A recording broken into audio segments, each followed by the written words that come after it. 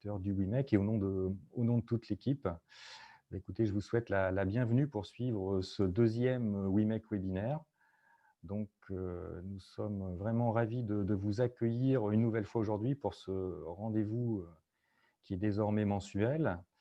Alors, ce rendez-vous sera tout d'abord l'occasion de faire le point sur un ou plusieurs projets de recherche portant sur les énergies marines, et notamment ceux réalisés dans le cadre des appels à projets du WIMEC, donc ce qui vous permet de découvrir de nouveaux projets, de nouvelles compétences, des nouveaux moyens d'essai, comme aujourd'hui les bassins de Centrale Nantes dédiés aux énergies marines. Et ça vous permettra aussi de découvrir les objectifs et principaux résultats de projets à la pointe dans la recherche des EMR qui sont associés donc à ces projets. Et puis, ça vous permettra également d'échanger avec les porteurs de ces projets pour, nous l'espérons, engager de futures collaborations de recherche. Alors, quelques mots sur le format. Donc, ce sera dorénavant, comme je l'ai déjà précisé, un rendez-vous mensuel. Et la date du prochain webinaire sera annoncée à la fin de chaque session. Donc, un peu de patience pour le rendez-vous de septembre. Et nous nous retrouverons sur Zoom pour ces rendez-vous avec une inscription préalable sur le site WIMEC. Donc, la durée sera de l'ordre de 45 minutes, questions comprises. Voilà. Alors maintenant, peut-être aussi quelques indications sur le déroulé du webinaire. Donc, votre caméra et votre micro sont coupés, mais vous pouvez utiliser le bouton Q et R en passant la souris sur le haut de votre écran. Vous pourrez faire apparaître une barre, et dans cette barre, vous avez un bouton Q et R. Alors, en bas ou en haut de votre écran, ça dépend des ordinateurs, et nous essaierons évidemment de traiter un maximum de ces questions. Et enfin, nous signalons que ce webinaire est enregistré afin de pouvoir être diffusé sur notre chaîne YouTube pour ceux qui ne pourraient pas se joindre à nous aujourd'hui. Donc, à présent, le menu de cette journée. Donc, nous allons vous présenter le projet SoftWind opéré par Centrale Nantes et plus spécifiquement deux de ses laboratoires, le LEA et le LS2N, ainsi que la société DICE. Et c'est un projet qui permet de tester des éoliennes à échelle réduite en bassin, en dépassant les incomptabilités de mise à l'échelle hydrodynamique et aérodynamique. Donc, ce projet permet à Centrale Nantes de se positionner à la pointe des organismes de recherche, capables de tester des éoliennes flottantes en échelle réduite avec un grand réalisme physique. Et puis, il permet également à la société DICE d'utiliser cet outil pour mettre au point ces automatismes innovants. Et les différents protagonistes aujourd'hui vont vous présenter ces différentes activités. Donc, sans plus tarder, je vais me déconnecter pour laisser Jean-Christophe Gilotto prendre la main sur la présentation. Alors, voilà. Donc, je vais laisser la parole à Jean-Christophe. Bonjour. Alors, est-ce que vous voyez mes slides? Oui, on voit tes slides. C'est parfait. Super. Écoutez, bonjour à tous. Ravi d'être présent. Et puis, merci à WIMEC de nous donner l'opportunité de mettre avant ce projet, donc le projet SoftWind. Donc, le projet va être présenté en trois parties. J'ai l'honneur de commencer. Je vais parler un peu du contexte qui nous a motivés pour lancer ce projet et puis faire un bref aperçu de l'état de l'art. Et puis ensuite, mon collègue Félicien Bonnefoy parlera des aspects plus techniques du dispositif que l'on a développé pendant 3 ans. Et puis, à la fin, nos collègues de chez DICE Engineering nous parleront de leur retour d'expérience sur le projet. Voilà. Alors, le projet SoftWind, le contexte. Donc, ce projet visait réellement à développer un outil qui puisse être utilisé par l'ensemble de la communauté, que ce soit des industriels ou des académiques, pour permettre la validation de concepts d'éoliennes flottantes. Donc, validation, ça veut dire vraiment un dispositif expérimental, et notamment un dispositif qui serait utilisé dans nos bassins de génie océanique. Donc, Le but de cet outil, ce serait, vous le savez, hein, soit de la validation d'outils de numérique qui sont couramment utilisés pour la conception de ces objets, une meilleure compréhension des chargements qui s'appliquent sur ces objets, ou une meilleure prédiction de la production. Et également, élément très important pour l'éolien flottant, c'est tester des lois de contrôle de rotor sur ces dispositifs. Ce qui nous a motivé il y a 3 ans, c'était par rapport aux approches qui étaient couramment utilisées et qui sont encore largement utilisées pour tester ces éoliennes en bassin, qui sont des modèles qu'on va appeler simplifiés et qui visaient à capter principalement l'effort de poussée lié au rotor et son influence sur le comportement, la tenue à la mer de ces objets. Donc ces dispositifs sont très utiles, hein, permettent déjà de déterminer, de mieux comprendre le comportement de différents concepts. Par contre, on n'avait pas notamment la possibilité de tester des lois de contrôle. Et aussi, des autres contraintes de ces dispositifs, c'était que l'échelle des maquettes était de plus en plus petite par rapport à la taille grandissante des rotors. On va sur des rotors de plus en plus grande puissance, on parle de 10, 15 MW, voire plus pour certains projets. Ça implique en bassin, avec des méthodes traditionnelles, des échelles de plus en plus petites. Pour une 5 MW, on était autour de l'échelle du 50e, donc ça veut dire que pour les rotors de plus grande importance, de plus grande puissance, on allait sur des échelles de plus en plus petites. D'où le besoin d'une approche alternative, et notamment nous concernant une approche qui met à la fois la simulation numérique pour la partie aérodynamique et la modélisation physique pour le reste du modèle. Concrètement, comment se passaient les essais en bassin à l'École centrale de Nantes? Voilà une petite vidéo qui décrit ça. Donc pour ceux qui ne connaissent pas, à Centrale Nantes, on a plusieurs bassins, et notamment ce grand bassin qui fait 30 mètres de long, 50 mètres de long, 30 mètres de large pour 5 mètres de profondeur, qui nous permet de tester des modèles à petite échelle de différentes structures offshore. Voilà, ce bassin, on y a ajouté il y a de ça quelques années un dispositif que vous voyez ici qui nous permet de générer du vent. Ouch, pardon. Désolé pour ça. Voilà, qui nous permet de générer du vent bien évidemment pour tester différentes éoliennes offshore, fixes ou flottantes. Ce bassin aussi, on a un batteur à houle pour générer des vagues. Et voilà, ce qui nous permet de tester des éoliennes flottantes. Ici, vous voyez un projet avec l'université d'Osaka avec un rotor à axe horizontal. Excusez-moi, je fais n'importe quoi avec mon curseur. Voilà le dispositif. Et vous voyez la maquette donc lors d'essai avec vent plus. Voilà à quoi ressemblaient les essais chez nous lorsqu'on avait des concepts d'éoliennes flottantes. Il y a d'autres approches qui peuvent être utilisées, hein, notamment pour représenter la partie rotor. La plus simple, ça va être un disque poreux que vous voyez sur la photo de gauche ici, hein, qui va nous permettre de représenter la force de poussée moyenne du rotor. C'est une approche très intéressante, notamment pour les bas TRL, hein, pour comprendre un peu comment se comporte le concept.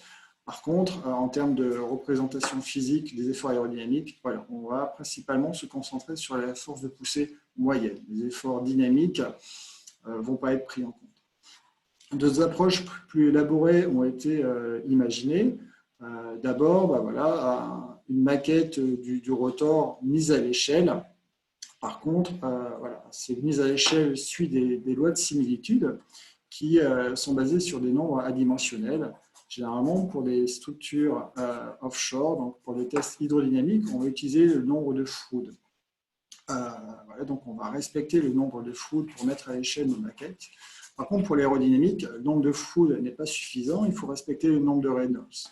Et on ne peut pas à la fois satisfaire le nombre de Froude et le nombre de Reynolds. Donc, il y a souvent un compromis qui est fait, et ce compromis est fait principalement sur les efforts aérodynamiques. Donc, on a des nombres de Reynolds qui ne vont pas être corrects, notamment lorsqu'on a une maquette avec telle que je vous ai présentée dans la vidéo précédente. Donc, on a imaginé, la communauté a imaginé d'autres approches, comme vous voyez sur la troisième photo ici, avec des rotors comportant des pales Barrenos, qu'on appelle Barrenos. Vous voyez ici, la corde de la pale est largement plus grande que la corde du rotor précédent. Ça nous permet d'avoir des nombres de Reynolds beaucoup plus proches de la réalité, tout en étant en dessous de ce qu'on pourrait avoir pour un rotor à pleine échelle. Mais voilà, somme toute, cette approche permet d'avoir notamment des variations de la force de poussée plus réalistes, plus proches de ce que pourrait subir le flotteur à pleine échelle. Et puis plus récemment, il y a une approche qu'on appelle Software in the Loop qui a été développée. Je vais revenir en détail par la suite sur cette approche, qui nous permet vraiment à la fois de représenter la force de poussée, ses variations, qui nous permet également de valider des voies de contrôle de rotor, et puis aussi qui nous permet d'avoir des échelles qui nous permet de ne pas avoir des échelles beaucoup plus petites lorsque notre rotor devient très grand, la contrainte qu'on avait avec les 3 approches précédentes. Donc, un peu plus de détails sur l'approche Software in the Loop. C'est un peu le schéma que j'ai fait sur cette slide. Donc, on retrouve à gauche sur la photo une maquette à l'échelle du flotteur. On retrouve le mât, la partie blanche. Par contre, vous voyez, au sommet du rotor, au sommet du mât, on n'a plus de rotor, on n'a plus de maquette du rotor. On a ce qu'on appelle un actionneur qui va nous servir à émuler la réponse du rotor. Et cet actionneur communique en temps réel avec un simulateur numérique que vous avez sur la droite. Ce simulateur numérique va à la fois modéliser le vent incident et les chargements subis par le rotor, donc les chargements dus au vent sur le rotor. Le simulateur numérique renvoie un torseur d'effort que l'actionneur doit représenter en bassin. Et donc, on va pouvoir voir l'influence de l'effort aérodynamique sur la tenue à la mer du flotteur. Et tout ça, encore une fois, en temps réel. Au niveau des actionneurs, ici, c'est une liste non exhaustive de différents types d'actionneurs qui ont pu être développés par ailleurs dans d'autres projets et dans d'autres pays. Il y a 2 grandes familles qui se dessinent. Des actionneurs basés sur des ventilateurs et puis des actionneurs basés sur des câbles à cerveau. Un des premiers dispositifs expérimentaux qui a été testé, c'était le Chener notamment, qui a installé en haut du mât donc, une turbine pour représenter l'effort de poussée, et uniquement l'effort de poussée. Ensuite, au niveau approche câble à service, Syntef a notamment développé un système composé de 6 câbles asservis qui permet de représenter le torseur d'effort aérodynamique. Et puis d'autres laboratoires se sont basés sur ces différentes approches, et notamment IH Cantabria, qui a utilisé des turbines de drones, et notamment plusieurs turbines de drones, pour avoir l'ensemble des efforts du torseur aérodynamique. Voilà. Donc pour revenir à SoftWind, donc on est parti sur le développement d'une approche basée sur l'approche Software in the Loop, et notamment avec un actionneur de type ventilateur. Et donc vraiment avec le but d'avoir une plateforme expérimentale, encore une fois dédiée à la communauté, pour pouvoir tester différents types de concepts, et notamment pour pouvoir tester des lois de contrôle de rotor innovantes, et notamment celles développées par nos 2 partenaires dans le projet, qui sont la société DS Engineering et puis le laboratoire LS2M de Centrale. Voilà, en bref, le consortium qui consiste en 4 équipes. 3 équipes de Centrale Nantes, l'équipe bassin, donc pour tout ce qui est conception et montage de la maquette, l'équipe énergie marine et océan pour le portage et pour tous les échanges pour le développement, le cahier des charges du dispositif, et puis le LS2N avec leurs compétences en automatique et loi de contrôle pour nous aider à développer le dispositif. Et puis bien évidemment, notre partenaire, DS Engineering, qui était là pour tester leur loi de contrôle, mais bien plus, comme vous allez le voir, ils nous ont beaucoup aidé aussi pour le développement de ce dispositif expérimental. Voilà, ici, c'était les grandes lignes qu'on avait imaginées pendant le projet. Vous allez voir avec Félicien, notamment, on s'est appliqué à développer une approche expérimentale pour valider étape par étape notre dispositif, notamment avec des mouvements imposés avec un hexapode, et puis au fur et à mesure du projet, aller vers des concepts flottants. Voilà, je ne vais pas plus m'étaler. Je laisse la main à Félicien Bonnefoy qui va vous donner davantage de détails sur le projet. Félicien. Merci Jean-Christophe. Philippe, avant moi, tu voulais peut-être parler un petit peu ou Non, non, vas-y, lance la présentation. Hein. Donc, Ok. c'était simplement pour meubler un petit peu entre le passage des présentations, mais si ça se passe rapidement, il n'y a pas… Voilà. L'enchaînement est plus logique si tu embrayes directement. Simplement, juste une petite phrase sur les questions et réponses. Hein. N'oubliez pas, si vous avez des questions à poser aux conférenciers, de les déposer dans la petite boîte QR que vous avez sur vos ordinateurs et vos écrans. À toi, Félicien. Merci Philippe. Bonjour à tous. Donc, je prends la suite de Jean-Christophe qui a introduit un petit peu le projet SoftTwin financé par WeMake dans son ensemble, avec un petit peu le…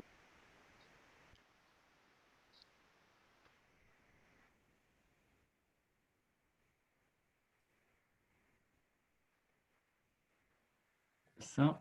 Voilà. Je vais me concentrer sur la partie expérimentale en décrivant un peu qu'est-ce qu'on a utilisé en pratique comme actionneur, comme capteur, et décrire vraiment les performances de cet actionneur, puisque c'est un élément essentiel des essais en bassin.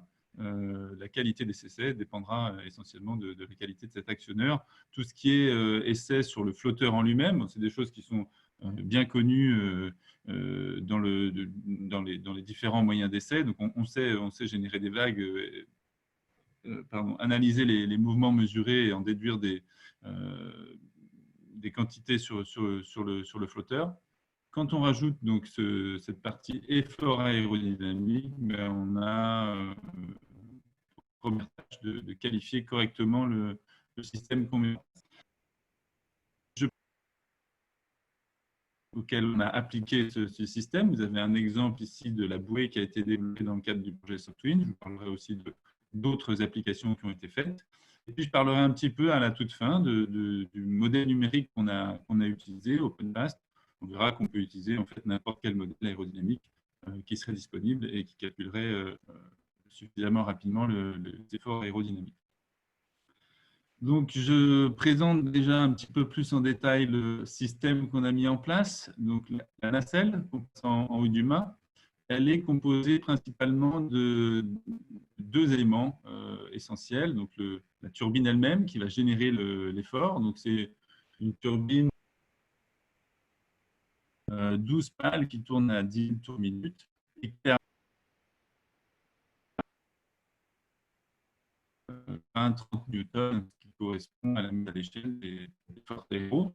En dessous de la turbine, une balance d'effort qui va mesurer, donc qui va me servir de mesure pour valider les forces mesurées. Un accéléromètre placé aussi sur la nacelle qui va permettre d'enlever la partie inertie, masse fois accélération de cette force mesurée pour obtenir simplement la poussée effectuée par l'actionneur. Dans la nacelle, c'est à peu près tout ce qu'on voit. On a aussi un variateur qui permet d'alimenter le moteur, des masses qui permettent de reproduire correctement la position du centre de gravité et les inerties de la nacelle. Et puis, dans la maquette, on aura un système temps réel qu'on a choisi Compactrio de chez National Instruments. Ce système peut être soit embarqué dans la maquette si on a la place, soit il est au bord du bassin. Et on peut même l'alimenter par une batterie pour s'affranchir des câbles dans la maquette. Alors, dans la validation qu'on a voulu faire par étapes, on s'est déjà attardé à identifier le comportement de l'actionneur. C'est un système du premier ordre avec retard. Pour pouvoir appliquer ensuite une technique de précompensation, on a besoin de connaître correctement le temps de montée et le gain statique. Ensuite, on a fait une première étape où un logiciel de simulation nous donnait les mouvements du flotteur qu'on imposait à un mât par un robot qu'on appelle le robot hexapode. Donc, les mouvements du flotteur étaient imposés, les mouvements du mât étaient imposés. Et puis en haut, la nacelle était la nacelle que vous voyez ici. Ça nous a permis, donc, en ayant des mouvements imposés, d'aller valider le système de mesure optique de ces mouvements.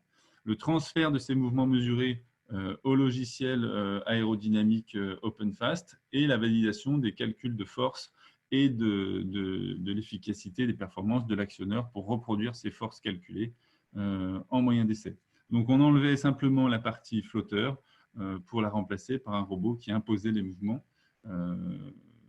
Ça nous a permis de valider l'ensemble de la chaîne de communication entre les mesures, le solver aérodynamique et de valider les performances de l'actionneur. Ensuite, on a appliqué, donc je disais, à deux flotteurs différents le système. Vous avez en haut à droite le premier flotteur, qui est une plateforme multi-objectif, qui était relativement stable. Donc, ça nous a permis de faire une première campagne assez simple. Le système temps réel était embarqué dans une armoire. La nacelle est en haut du mât. Et puis, dans le cadre du projet SoftWind, je vais passer au deuxième exemple. C'est une plateforme SPAR qu'on a choisie. En termes de dimension, elle est inspirée de iWind, un peu adaptée pour les profondeurs du golfe du Maine. La turbine qu'on a placée en tête de mât, c'est une DTU 10 MW, c'est celle qu'on veut représenter, ce qui correspond à une échelle 1/40e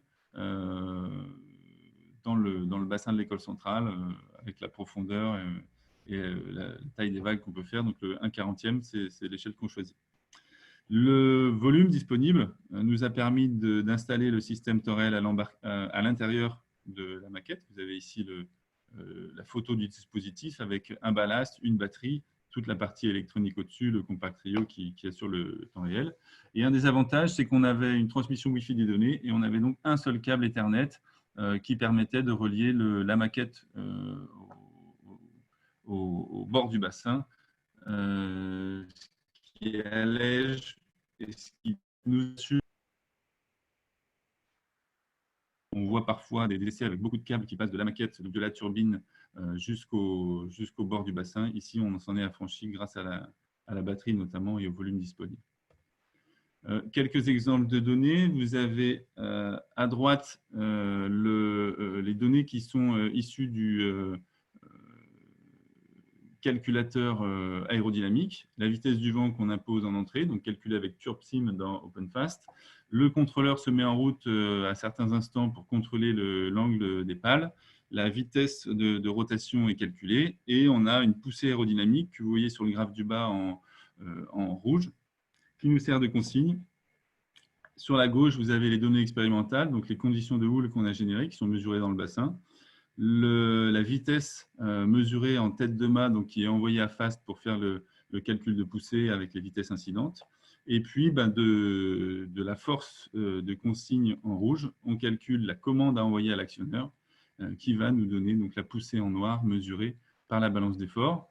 On voit déjà sur ce petit échantillon temporel qu'on a bien respecté une partie du contenu fréquentiel, donc tout ce qui est basse fréquence, fréquence de houle, c'est bien représenté. Par contre, on a des hautes fréquences qui ne sont pas encore satisfaisantes au niveau performance du système. Alors, rapidement, pour vous montrer un peu comment on caractérise ce système, c'est assez classique. À partir des mesures temporelles, on calcule les spectres d'effort. Vous avez ici, sur la gauche, un exemple de ce qu'on a eu sur l'hexapode, où on avait un bon accord pour les fréquences de vagues, un moins bon accord pour les fréquences élevées 3P. Et puis, sur la droite, donc, à la suite des essais en bassin, on trace une fonction de transfert entre la force calculée par FAST et la force mesurée par la balance, donc imposée par l'actionneur puis mesurée par la balance. On a un gain qui est très proche de 0 jusqu'à 2 Hz, puis après, ensuite, un gain qui décroît avec une phase aussi qui impose un certain retard sur le système. Donc, ce sont le type de performance qu'on obtient. En résumé, si on essaye de faire le bilan, on peut dire que tout ce qui est dans le domaine fréquentiel, donc tout ce qui correspond aux basses fréquences, mouvement lent, fréquence de houle et fréquence 1P s'il y en a dans la force aérodynamique, ça on saura correctement les reproduire par le système. On a validé la performance du système dans cette gamme de fréquences. Et puis, pour tout ce qui est des fréquences un peu plus élevées, comme la fréquence du mode de la tour ou des fréquences 3P du rotor, là, si jamais on a besoin de les générer pour la maquette, il faudra encore travailler. Donc, si l'objet d'étude, c'est le flotteur, on a tout ce qu'il faut ici en basse fréquence, fréquence de houle pour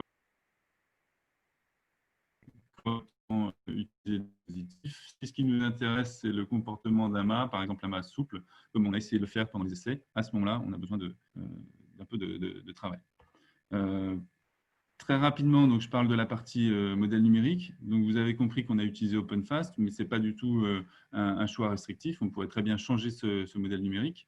La communication entre la partie matérielle et logicielle se fait par une librairie. On appelle une DLL depuis le Compact Rio. Donc, on peut aussi installer les DLL sur le Compact Rio et les faire tourner. La seule contrainte que doit respecter le système RO, c'est de tourner en temps réel à l'échelle maquette, puisqu'on doit être capable de fournir les efforts à la vitesse des essais en bassin. À l'intérieur de ce modèle numérique, donc le contrôleur qu'on utilise, donc est aussi une DLL propriétaire, on n'a pas besoin de savoir ce qu'il y a dedans. Le calcul se fait d'Enfast via Servodine, et puis dans l'exemple de l'utilisation qui a été faite par DICE, DICE avait installé à l'intérieur de la maquette son propre calculateur et avait instauré une communication UDP avec les calculs qui tournent sous Fast. Je termine cette présentation par les travaux en cours. Donc, tout ce que vous avez vu jusqu'à présent, c'était un actionneur une dimension. Donc, ça nous a permis de valider tout un ensemble de procédures, de construire une maquette, de construire le système temps réel. Donc, ça, c'est fait, c'est validé. Donc, maintenant, on est en train de travailler en stage sur un système à 3 degrés de liberté avec 3 actionneurs. C'est ces petites hélices que vous voyez là, qui sont placées sur un cadre carbone du commerce. Et on a maintenant une caractérisation, on commence à avoir une caractérisation de système MIMO. Il ne restera plus qu'une fois qu'on aura fini cette caractérisation à l'installer sur la maquette. En perspective, quelques éléments. Une fois qu'on aura fait pour 3 actionneurs, on en mettra 6. On arrivera à avoir le torseur complet. On peut très bien imaginer changer de turbine. On était parti il y a quelques années sur la 10 MW. On sait que maintenant, les turbines vont vers plus grand. On peut changer, par exemple, j'ai fait le calcul juste pour voir, de 15 MW, on a juste à changer l'échelle et on ira jusqu'au 1,45e, ce qui est tout à fait acceptable. Et puis, on peut très bien imaginer appliquer ce système à n'importe quel autre essai où on a besoin d'une force contrôlée. Voilà. Je m'arrête ici. Je remercie tous les gens qui ont participé, Vincent Arnal qui est en thèse notamment, Mohamed Mehdi qui est en train de faire son stage, et puis toute l'équipe bassin qui a contribué à la réalisation de ces expériences. Voilà, pour vous montrer si ça passe, quelques images pour voir le système en fonctionnement. Donc voilà la Bouespar, la turbine en haut du mât. Vous avez des petites sphères grises qui servent à mesurer les mouvements. Voilà, un champ de vague irrégulier. Vous avez un peu un aperçu du système en fonctionnement. Si on compare cette vidéo prise en 2020 et les vidéos précédentes montrées en 2015, on peut constater que notamment, on s'est beaucoup amélioré en termes de qualité d'image. Vous avez des vidéos qui sont très propres maintenant, alors qu'on était un petit peu jaune et à l'ancienne en 2015. Voilà, bon, je vais laisser maintenant la parole à DICE qui va présenter son projet, son contrôleur. Je vais leur donner la parole. Merci beaucoup Félicien. Donc le temps que Sofiane et Natalia chargent leur présentation. Donc Sofiane Kirkeni, qui est président fondateur de la société DICE, et Natalia Castro-Casas en charge du développement des activités de développement d'automatisme pour les éoliennes chez DICE. Voilà. Maintenant, vous expliquez en quoi ce dispositif les intéresse tout particulièrement dans le cadre de leur développement. C'est bon, vous voyez bien notre écran, vous nous entendez? On t'entend parfaitement et on voit l'écran. Tu peux y aller, Sofiane. Très bien, donc rapidement, nous de notre côté, donc on est une équipe de 15 personnes, on est basé également à Nantes sur le campus de l'école centrale et principalement ce qu'on vise à proposer, c'est de développer des énergies neutres en carbone, de réduire les émissions de gaz à effet de serre et d'améliorer la sécurité en mer. Et clairement, l'éolien flottant fait partie des solutions aussi aujourd'hui qui sont complètement crédibles pour réaliser ces objectifs. Donc, une de nos propositions de valeur, c'est de développer un ensemble de produits et de services qui permettent de développer de contribuer au développement technologique ces systèmes et d'accompagner la maturation en TRL. Donc nous, on a principalement focalisé en termes de produits nos développements sur le cœur le contrôle de l'éolienne qui s'appelle, on a appelé ça BladeX. Donc c'est la problématique principale d'une éolienne flottante, c'est que le contrôleur non seulement doit produire de l'énergie, mais doit aussi participer à la stabilisation de la structure. Donc c'est un peu des objectifs qui sont même parfois un petit peu antagonistes, parce que pour préserver la structure ou pour éviter de faire trop bouger, il faut diminuer un petit peu la production de puissance. Pour ça, on utilise un contrôleur intelligent qu'on est en train de développer, basé sur beaucoup d'innovations et de recherches assez poussées en automatique avancée, en traitement du signal et en intelligence artificielle. On a une grosse roadmap R&D là-dessus, notamment avec d'autres labos et le laboratoire du LS2N de l'école centrale. Notre innovation a été finaliste du prix Evolen de l'année dernière. Donc, qu'est-ce qu'on va y développer dedans? Donc, on va avoir effectivement des features de contrôle avancé qui vont être spécifiquement utiles pour de la très haute puissance. Typiquement, si on vient sur des éoliennes de 15-20 MW, on va avoir des problématiques supplémentaires qu'on n'a pas forcément sur des éoliennes de 6 MW. Ce contrôle, en fait, aujourd'hui, c'est ce qu'on voit dans d'autres milieux, hein. L'apport du deep learning et des réseaux de neurones permet vraiment de maximiser les performances. On est aussi capable de faire du monitoring avancé. Par exemple, on aime bien avoir en temps réel, avoir un système qui fait le diagnostic de ce qui se passe au niveau de l'éolienne. L'une des forces de ce qu'on a développé, c'est d'être 100% adaptable. C'est-à-dire qu'en fait, on a développé des méthodologies qui sont issues du model-based engineering. Donc, on va modéliser comment l'environnement marin impacte les structures et on va en développer un ensemble de solutions qui maximisent et qui essayent d'optimiser tout en connaissant le comportement de ces structures-là. En ayant mis un gros volet sur l'interface et sur le développement logiciel de nos solutions et sur le matériel. Donc, on a aujourd'hui comme bénéfice, c'est qu'on va pouvoir optimiser comparé à des solutions état de l'art. On va maximiser la puissance. On va aussi optimiser la vie de la turbine. Ce sont deux contributeurs majeurs de la diminution du LCOE sur les éoliennes flottantes. Et les autres, on va dire les autres fonctions qui sont du monitoring avancé en temps réel et vont permettre de maximiser et de participer à de la maintenance, prédictive. Et encore une fois, hein, ce système qui se base sur d'autres. Nous, on utilise des principes algorithmiques assez similaires pour la conduite d'opérations marines, ont déjà été éprouvés en mer et les matériels également. Juste au niveau du monitoring avancé, on a développé une interface de pilotage et de monitoring qui est adaptée. Et on commence à faire aussi ce qu'on appelle de la réalité mixte. C'est qu'on va en même temps avoir des capteurs et des caméras et aussi des images 3D. On peut faire aussi la même chose pour les fermes, en fait. Donc, à terme, on pourra voir ici, par exemple, que cette éolienne produit bien, que cette éolienne-là est arrêtée ou nominale. On va pouvoir se balader de manière 100% virtuelle dans le champ en discutant de manière étroite avec les automatismes et les automates des systèmes. Au niveau du workflow, en fait, tout ça s'intègre dans une proposition de valeur complète. Alors, typiquement, ce qu'on va avoir, c'est le cœur des lois de commande. Il vient ici, il vient discuter avec les mêmes simulateurs dont Félicien parlait, qui est OpenFast, qui va nous permettre d'évaluer le comportement des structures.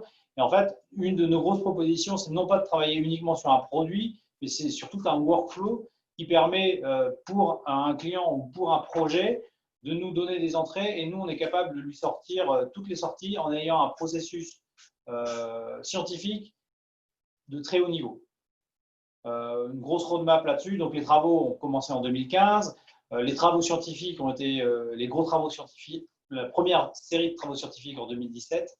Et l'objectif pour nous, c'est de passer à la certification de notre produit à partir de 2021 ou 2022. Et on va forcément s'appuyer sur cette campagne SoftWind qui a été vraiment un coup d'accélérateur pour la montée en TRL de ce projet-là. Donc, pour nous, le bénéfice du projet SoftWind, ils sont énormes. Hein, c'est d'avoir pu tester en bassin nos systèmes, avec forcément un accompagnement de la montée en TRL qui est extrêmement important. Et c'est une étape fondamentale hein, pour la certification et le développement de produits destinés à l'environnement marin et à l'environnement éolien. Et on remercie beaucoup toutes les équipes du Léa qui ont été impliquées dans le projet, Félicien, Vincent, beaucoup, qui a beaucoup travaillé dans le cadre de sa thèse, Jean-Christophe, et aussi l'équipe bassin qui est ici. Voilà, je ne rentre pas forcément dans le détail des performances. On va aujourd'hui, on est en phase d'analyse des résultats pour pouvoir, et on va publier aussi les résultats qu'on obtient, etc. Je voulais...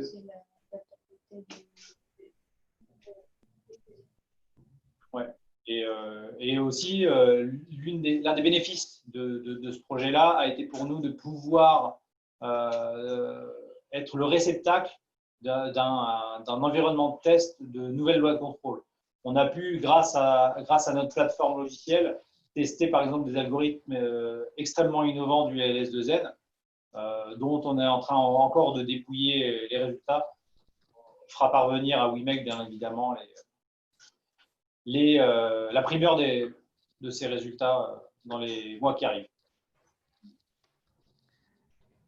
Ben merci Sofiane, c'est parfait. On a fait un petit peu les trois exposés qu'on voulait vous présenter aujourd'hui dans le cadre donc, de ce projet SoftWind. C'est maintenant le temps de passer à quelques questions.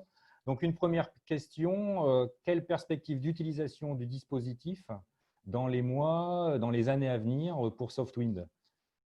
Qui veut se lancer sur la réponse? Jean-Christophe, peut-être? Ouais, je peux commencer. Ouais. Alors, les perspectives, à très court terme, c'est ce que présentait Félicien à la fin de sa présentation, à savoir, enfin, vous l'avez compris, pour l'instant, on a un actionneur, un ventilateur qui va représenter la force de poussée et ses variations. L'étape d'après, c'est de rajouter des actionneurs pour avoir l'ensemble du torseur des efforts aérodynamiques. Donc, ça, c'est quelque chose que l'on fait actuellement ça, c'est vraiment la prochaine étape du projet SoftWind ou des projets qui vont suivre. Un peu plus loin, on pourrait peut-être aller sur la modélisation, la brique numérique et notamment, pourquoi pas, développer des meilleurs modèles pour la prise en compte de la génératrice, ce genre de choses. On a des idées avec deux partenaires sur cette brique-là.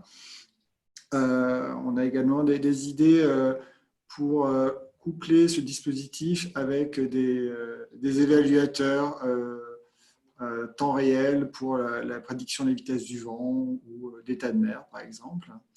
Et puis, là également, Félicien l'a évoqué, on sort un peu du domaine éolien classique, mais une fois qu'on maîtrise bien ces techniques software in the loop et qu'on se remet dans le contexte d'essais en bassin, on voit qu'il y a différents concepts, notamment de moyens de propulsion hybride pour les navires, cargo, etc., etc. On voit des kites pour propulser les navires, on voit des rotors Flettner, etc., etc.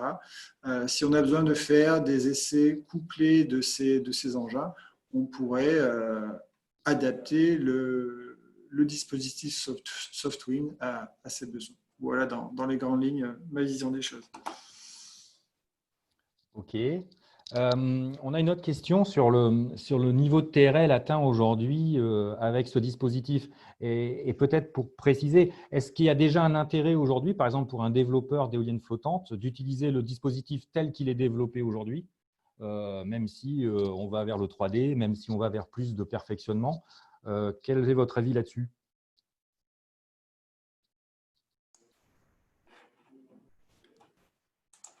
Alors, je m'y colle aussi. Oui, il y a carrément pour moi un intérêt à utiliser le dispositif dès maintenant. Je pense que DICE l'a exprimé tout à l'heure en disant que ça leur a été très utile. Donc, je pense notamment aux gens qui travaillent sur des lois de contrôle-commande de rotor. Ben, dès à présent, on peut venir tester avec notre dispositif ces lois de contrôle de rotor. Hein. On a déposé des projets, notamment à l'Europe, avec d'autres partenaires, sur ce besoin précis. Donc, par contre, vous l'avez bien compris, pour l'instant, on n'a que cette force de poussée, mais c'est déjà très, très utile pour valider ces lois de contrôle de rotor. Pour les développeurs de concepts, par exemple des flottoristes, c'est tout à fait pertinent de venir tester leur concept avec ce dispositif, voire pour les turbiniers. Voilà, Félicien l'a dit, hein, on est très flexible sur le type de rotor à tester, voire même sur le simulateur. Hein. Si vous avez un simulateur d'un concept de rotor qui permet de simuler en temps réel les efforts aérodynamiques, on peut venir au bassin, se connecter et tester, un concept. Voilà. Que ce soit par partie rotor, flotteur ou loi de contrôle-commande, on peut venir dès à présent utiliser le dispositif. Voilà. Je vais également rajouter que quand on développe des systèmes pour l'éolien offshore, il est très classique de faire plusieurs boucles d'itération. Quand on commence, on va souvent commencer avec un pré-design. On va raffiner le design au fur et à mesure de travaux d'ingénierie et de campagnes de test. Donc, si on a certaines limitations, comme aujourd'hui, si on a un nouveau concept qui est extrêmement innovant, ce n'est pas forcément un point d'arrêt, en fait. C'est même plutôt quelque chose qui est intéressant parce que dans tous les cas, en termes de coût, le fait d'avoir un système qui est peut-être un peu plus simple à mettre en œuvre, qui va être un petit peu moins précis, mais qui va permettre de dégrossir beaucoup plus de choses, est intéressant. Donc, encore une fois, hein, c'est une boîte à outils. Chaque outil vient au bon moment dans la chaîne de design complet et de l'ingénierie complète des systèmes. Ok, alors peut-être une autre question. Donc, ça a été évoqué dans les présentations donc, de Félicien et de Jean-Christophe, hein, les ouvertures à d'autres domaines que strictement les EMR, avec notamment les fermes aquacoles ou la propulsion vélique. On a une question sur un autre domaine encore, sur le solaire flottant. Est-ce que ce dispositif pourrait être d'intérêt pour des développeurs de ce type de dispositif ?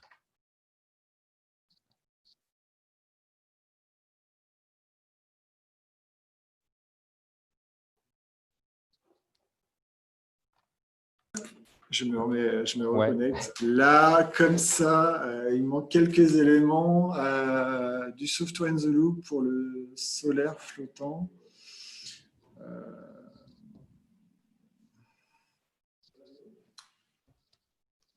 Peut-être que mes collègues voient une plus-value. Enfin, il faudrait voir le concept. Là, comme ça, je ne vois pas la plus-value. A priori, il faudrait qu'il y ait un chargement aérodynamique à un moment donné assez important qu'il faut émuler. Donc, bon, comme on est l'idée du software in the loop, c'est vraiment, on a un concept multiphysique et fortement couplé. On a de l'hydro et puis on a un autre effort extérieur, ce que tu viens de dire, Philippe. Et cet effort extérieur ne répond pas aux mêmes lois de similitude que les efforts hydro. Et là, il y a un véritable intérêt du software in the loop. Pour le solaire, comme ça, je ne vois pas l'effort extérieur qui pourrait nécessiter le software in the loop. Après, ce n'est pas forcément mon domaine de compétence, donc je passe peut-être à côté de quelque chose. Éolien. Oui, voilà. Ouais. Si c'est, oui, tout à fait. Si tu es une plateforme hybride avec différents types d'énergie renouvelable, effectivement, Sofiane, il y a un intérêt. Très bien. Alors, peut-être une question un petit peu plus technique. Alors, peut-être pour Félicien, je sais qu'on en avait discuté lors des revues de projet. L'utilisation d'actionneurs donne-t-elle une limite au niveau de temps de réponse du système? Et si oui, ça conduirait à un spectre de réponse qui serait limité. Est-ce que tu peux commenter là-dessus, par exemple, Félicien?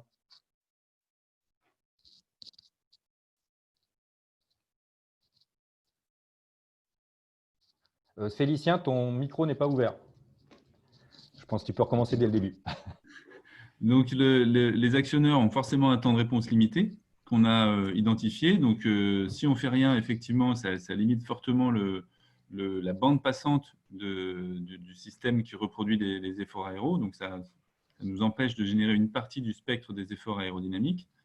La technique qu'on utilise, c'est une fois qu'on a identifié ce temps de réponse, qui éventuellement dépend du point de fonctionnement, on utilise une précompensation pour justement élargir cette bande passante et imposer un temps de réponse plus petit, pardon, une bande passante plus grande, temps de réponse plus petit que celui qui est utilisé, qui a été identifié.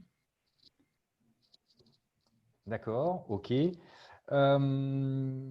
Une question pour DICE. L'utilisation de deep learning pour Bladix, est-ce que ça sera un obstacle à sa certification? Est-ce que vous pressentez un sujet ou quelque oui, chose, ou un la point de vue à réponse ce est niveau-là? oui et non. C'est un obstacle si l'objet apprend tout seul et continue à avoir de l'apprentissage. En fait, ce que nous, on développe, c'est des briques qui font l'apprentissage où on le maîtrise au bureau et après, on installe une version qui est figée sur un calculateur. Donc, du coup, on maîtrise de A à Z et on a une réponse déterministe. Aujourd'hui, ce qui est difficile dans la certification, c'est justement d'avoir un comportement déterministe de ce qui va se passer et d'être capable de le prédire. Et du coup, c'est un des obstacles du deep learning, mais de manière plus générale. Donc, il y a des moyens aujourd'hui d'appliquer ça. OK. Alors, une autre question, toujours sur, ce sont des questions qui arrivent là sur les élargissements à d'autres technologies. Est-ce que cette géométrie et cette façon de modéliser les éoliennes pourrait convenir pour des éoliennes flottantes à axe vertical?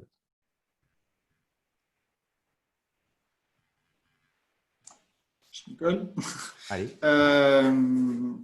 Alors, l'axe vertical, à l'heure actuelle, avec un actionneur, non. Alors pour deux raisons. Pour la brique simulateur numérique, comme l'a dit Félicien, on utilise le logiciel open source OpenFast, développé par le NREL, et ce code est dédié à l'éolien à axe horizontal. Voilà, ça c'est une première chose. Donc si on voulait donc représenter ces efforts, il faudrait avoir un simulateur d'éolienne à axe vertical rapide. Donc il se trouve que dans le cadre d'un autre projet, on a développé ce genre d'approche. Le code OpenFast est basé sur la théorie Blade Element Momentum. On a développé la même théorie, mais appliquée à l'axe vertical. Donc, c'est en dehors du cadre du projet SoftWind, mais on pourrait très bien imaginer un couplage de ce simulateur sur le dispositif SoftWind, moyennant quelques aménagements, bien évidemment. Par contre, il y aurait un autre, pas verrou, mais une autre modification à faire qui serait sur l'actionneur. Encore une fois, si on reste sur un seul ventilateur, quand on regarde les variations de la force de poussée d'une éolienne à axe vertical, en fait, l'effort de poussée n'est pas collinéaire à la direction du vent. Il va osciller dans le plan horizontal au gré du passage des pales. Ce qui veut dire que si on n'avait qu'un seul actionneur comme maintenant, on ne pourrait pas avoir cette variation, cette rotation de la force de poussée. Il faudrait imaginer un autre actionneur, par exemple, sur une liaison pivot pour faire tourner notre ventilateur. Par contre, avec le dispositif multi-actionneur sur lequel on travaille actuellement, bon, faudrait vérifier, mais on sera éventuellement à même de représenter ces variations de direction de force de poussée. Donc voilà, donc pour l'instant, non. Après, on a toutes les briques pour éventuellement appliquer notre dispositif à ce besoin. Très bien. Peut-être une dernière question pour DICE. Comment peut s'interfacer un contrôleur BladeX pour la maîtrise du mouvement des flotteurs avec le contrôleur de la turbine? Est-ce qu'il y a une difficulté ou pas par rapport à ça? Alors oui, c'est un des gros points sur lesquels on travaille aujourd'hui en ce moment. Et donc là, en fait, il y a deux volets. C'est de travailler avec les turbiniers en direct ou de travailler avec les développeurs ou les flottoristes.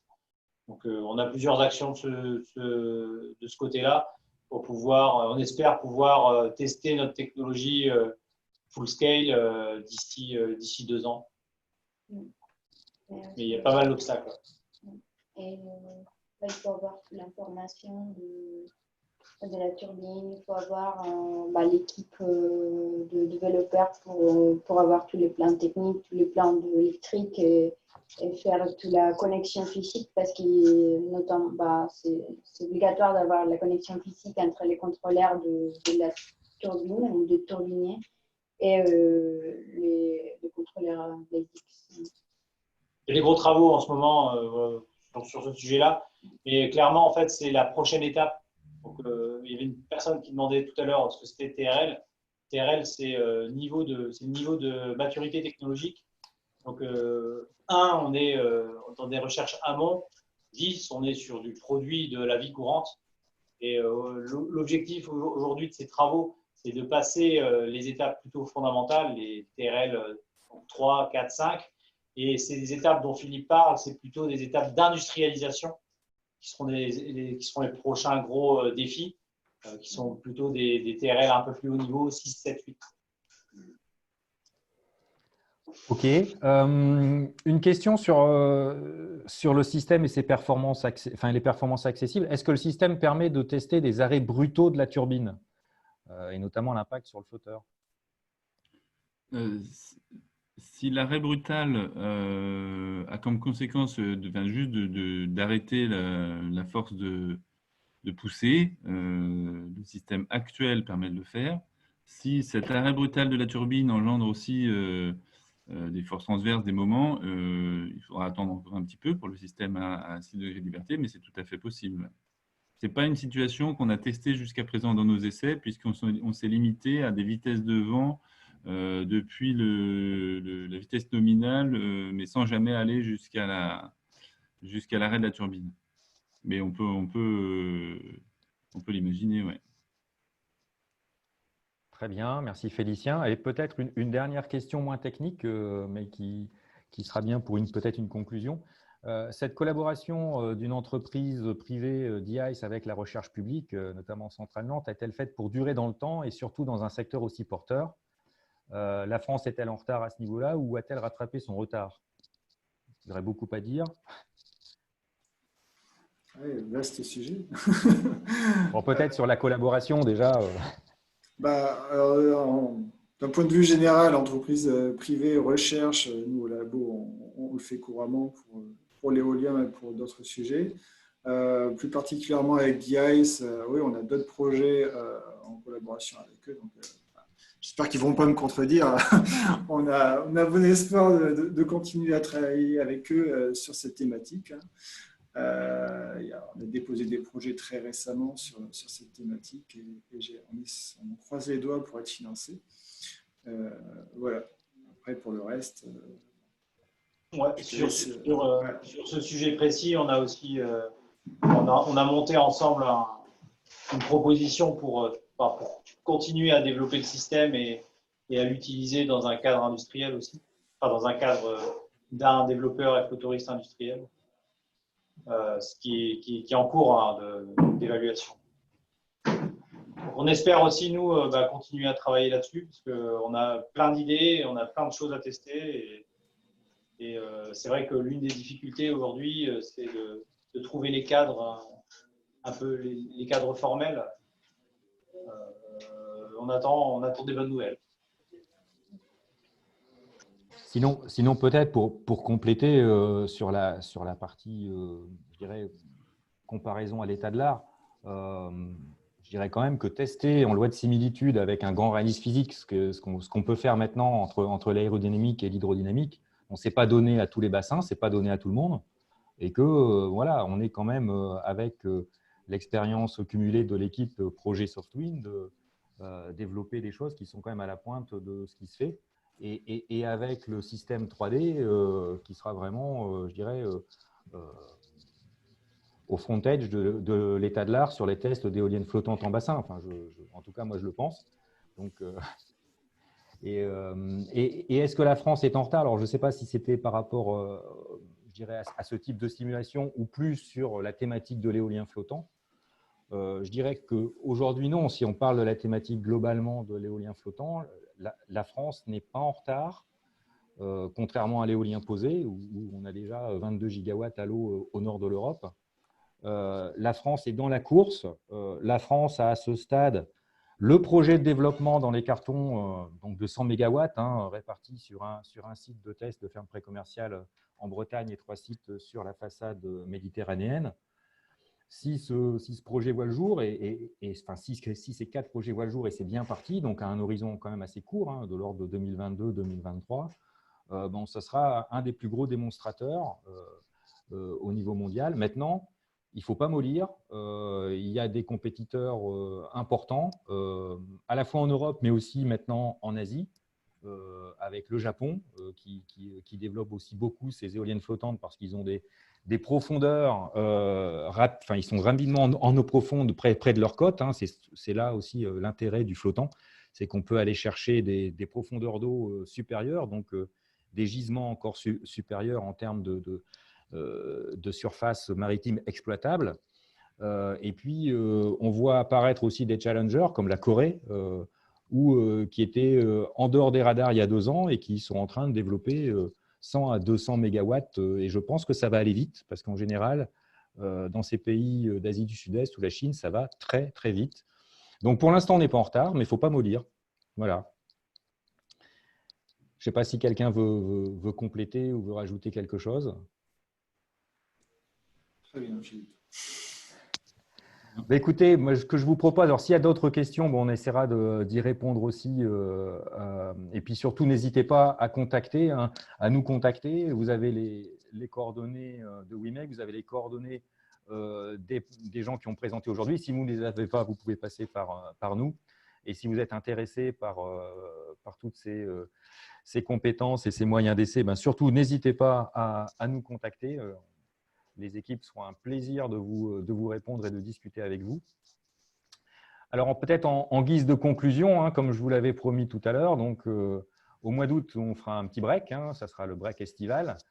Par contre, au mois de septembre, on fera un prochain WIMEC webinaire sur le projet Flotéol, donc qui est aussi un projet piloté par Centrale Nantes, qui associe également DICE et puis Ideol, donc développeur de la barge de l'éolienne Floatgen en cours de test actuellement sur le site du SEMREF. Donc, vous pouvez noter dans vos agendas, on fera ça le 22 septembre 2020 à 17h, entre 17h et 18h. Donc, bon, rapidement, c'est un système, enfin, Flotéol est un projet, pardon, qui permet d'optimiser et qui vise à réduire le coût de l'énergie produite par les éoliennes flottantes en minimisant les effets de sillage, c'est-à-dire la turbulence qui est induite par des éoliennes placées en amont sur une éolienne qui serait placée sous le vent. Et je dirais qu'il y a 2 types d'études, des études en soufflerie ou des études en vraie grandeur sur le site du SEMREF. Donc, si vous êtes intéressé par ces études et par tous les débouchés que ça peut avoir, rejoignez-nous, inscrivez-vous. On fera des relances par mailing pour les inscriptions. Donc, ce sera le 22 septembre, je dirais sur Zoom. Les questions, voilà. Donc, il me reste à vous remercier pour votre participation à ce webinaire d'aujourd'hui. Donc, vous pourrez recevoir, vous allez recevoir par mail dans quelques jours la synthèse du webinaire d'aujourd'hui et la vidéo. Donc, voilà, pour ceux qui auraient loupé ce rendez-vous, vous pourrez revisionner les échanges sur la chaîne YouTube de WeMake. Donc, n'hésitez pas à partager ces contenus et à diffuser autour de vous. Et si vous êtes intéressé par toutes les activités EMR, éoliennes flottantes ou posées, tous les projets de recherche ou toutes les infrastructures de recherche ou les développements et innovations chez nos partenaires industriels et entreprises, abonnez-vous à la newsletter, on s'en fait l'écho régulièrement. Donc, si vous pouvez vous y inscrire sur le site du WeMake. Et puis, si le sujet vous intéresse et vous passionne, il y a aussi un compte Twitter et une page LinkedIn. Donc, on vous invite à nous y rejoindre et on communique sur nos événements au travers de ces différents médias. Donc, en étant inscrit, vous êtes sûr de ne pas louper les prochains rendez-vous. Voilà, donc merci à tous, merci de votre attention, merci aux orateurs. Et puis, on vous souhaite à tous un bel été